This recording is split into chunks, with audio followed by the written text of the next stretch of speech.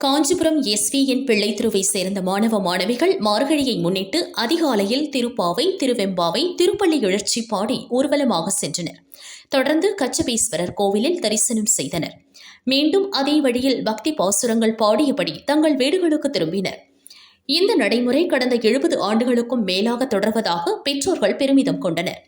பாசுர பயணம் பக்தியை வளர்க்க மட்டுமல்ல, அதிகாலை சுத்தமான குளிர்ந்த காற்றை சுவாசிப்பதினால் நோயற்ற ஆரோக்கியமான வாழ்வும், ஞாபக சக்தியுடன் படிப்பில் கவனம் செலுத்தி தேர்வில் நல்ல மதிப்பெண் பெற நல்ல பயிற்சியாக கருதுவதாக மாணவர்கள் தெரிவித்தனர். காஞ்சிபுரத்தில் உள்ள கோவில்களில் அதிகாலை மார்கழி மாத சிறப்பு பூஜைகள் நடைபெற்றன.